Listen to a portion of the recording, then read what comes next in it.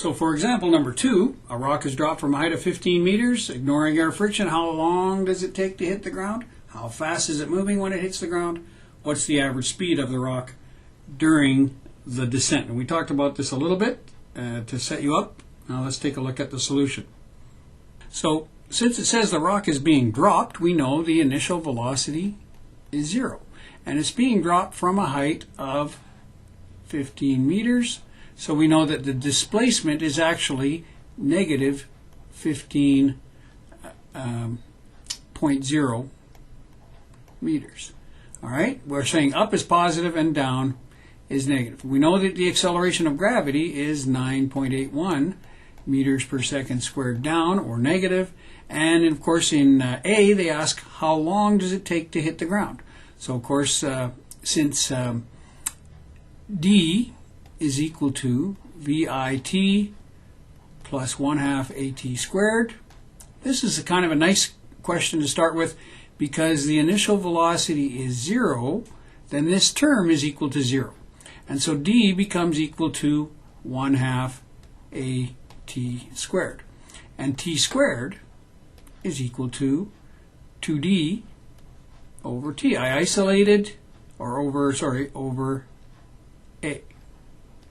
All right, 2D over A. What I did was multiplied both sides by 2, divided both sides by A in order to solve for T squared. And then, of course, that's equal to 2 times negative 15 meters divided by negative 9.81 meters per second squared. And that's equal to T squared.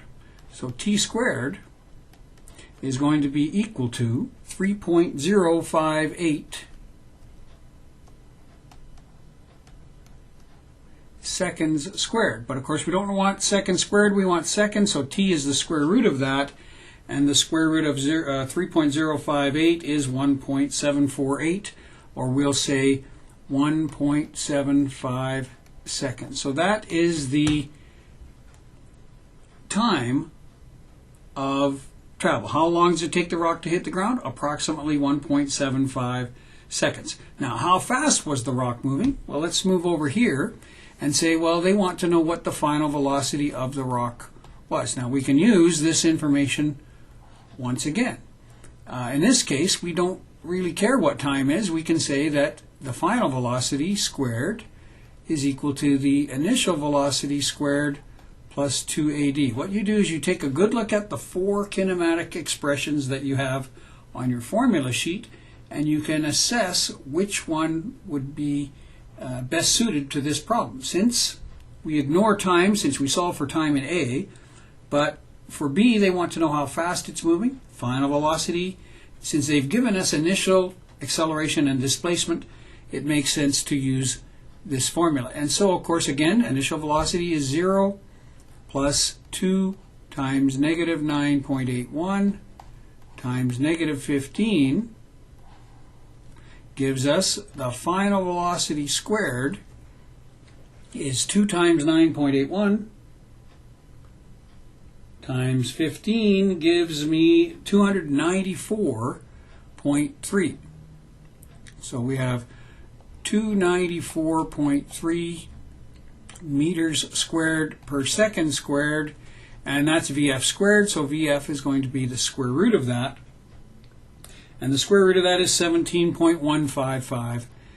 17.155 meters per second.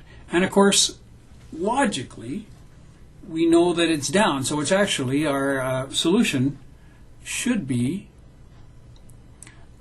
negative 17.2 meters per second, or 17.2 meters per second down.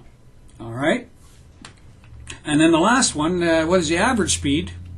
Well, the average speed, of course, as we mentioned in the problem, the average speed is just the final plus the initial divided by 2, and in this case it's negative 17.2 plus 0 divided by 2.